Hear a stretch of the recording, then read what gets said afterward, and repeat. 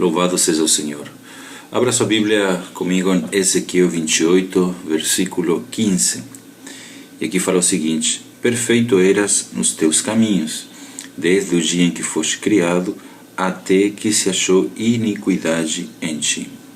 Nessa porção da palavra, vemos aqui a perfeição da criação de Lúcifer e o seu pecado, o início de seu pecado. Então aqui temos a origem e o pecado de Lúcifer. Qual que era a origem deste anjo, deste querubim protetor do trono de Deus, deste sacerdote, deste rei ou príncipe do mundo pré-adâmico? Aqui fala que ele era perfeito em todos os seus caminhos. Aqui já um princípio importante que nós vemos é que Deus realmente ele não é o autor do mal.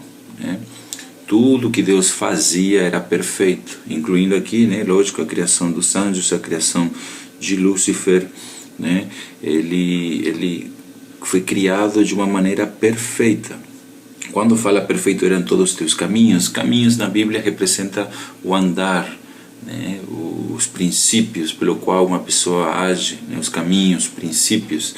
Então Lúcifer ele era perfeito em princípios, isto é, ele tinha retidão, ele tinha fidelidade, ele tinha obediência para com Deus, ele andava com pureza no coração, ele andava com santidade, com amor, com gratidão, com honestidade.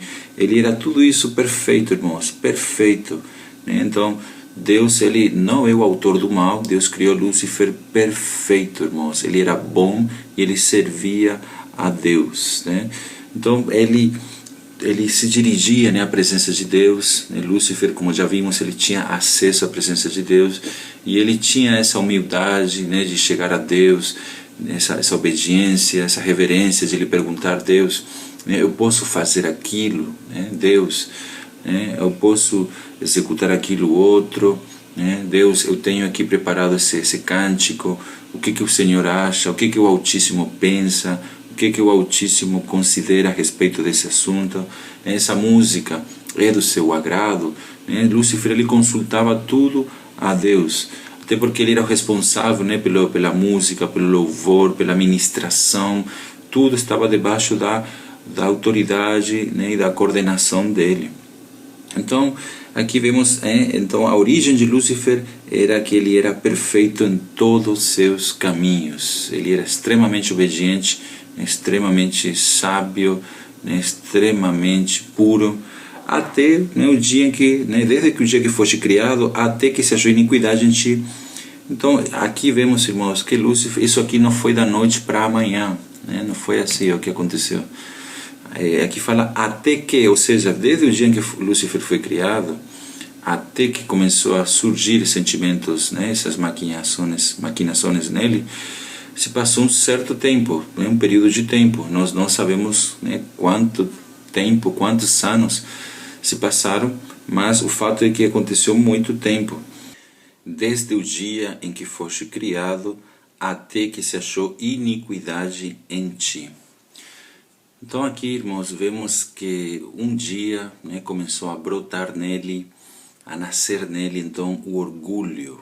Aqui essa iniquidade aqui é o orgulho, a vaidade, começou a brotar no coração dele, essa questão da prepotência, da soberba, porque ele estava acima dos outros, a arrogância, esses sentimentos, ele começou a se deixar dominar por esses sentimentos, E aí começou a nascer nele o ego, e ele já começava a pensar diferente, começava a dizer, poxa, por que toda a música tem que ser direcionada para o Altíssimo? Por que a música, o louvor, a adoração não pode ser direcionada para mim? Por que eu não posso compor uma música para mim, para a adoração da minha pessoa?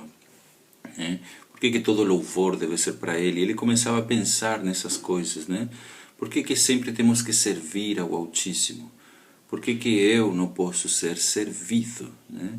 Por que sempre devemos inclinar-nos ao Altíssimo? Por que os anjos não se inclinam a mim?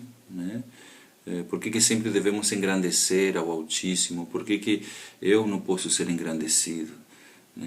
Então ele pensava essas coisas, né? Ele olhava para o Altíssimo e considerava, poxa, o Altíssimo ele é perfeito, mas eu também sou perfeito, né? Ele olhava para ele, né? E via isso, né? Ou quando olhava para o Altíssimo ele pensava assim, né? O Altíssimo ele é formoso, mas né, eu também sou formoso. A Bíblia fala isso, né? Que ele era perfeito, né? Ele era formoso. Ele olhava para o Altíssimo e falava, né? Poxa, o Altíssimo ele é perfeito, mas eu também sou perfeito. O Altíssimo ele tem sabedoria, mas eu também tenho sabedoria.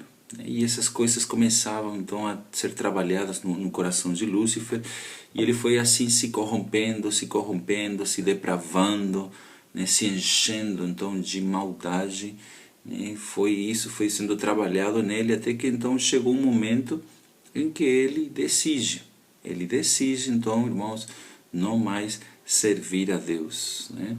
Pois os anjos, né, eles têm livre arbítrio. Então ele decidiu, né? Deus criou os anjos, Deus criou Lúcifer com mente, vontade e emoção. Então ele foi sentindo essas coisas e ele tomou a decisão, né, o desejo de não mais servir a Deus. Ele decidiu um dia não mais louvar a Deus, né? Ele decidiu um dia não mais obedecer a Deus, não mais cantar a Deus. E ele então decidiu ser como Deus, né? Isso está lá em Isaías 14. Então todo o amor que ele tinha foi se convertendo em ódio, né?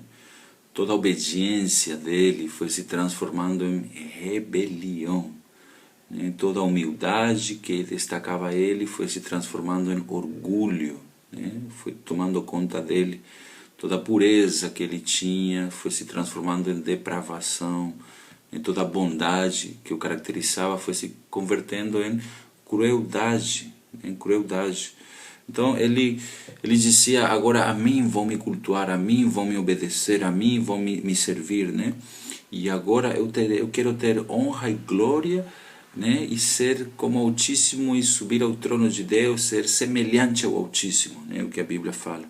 Então esse foi o princípio de Satanás, de sua rebelião, de sua queda. E aí ele então começou a pensar, né?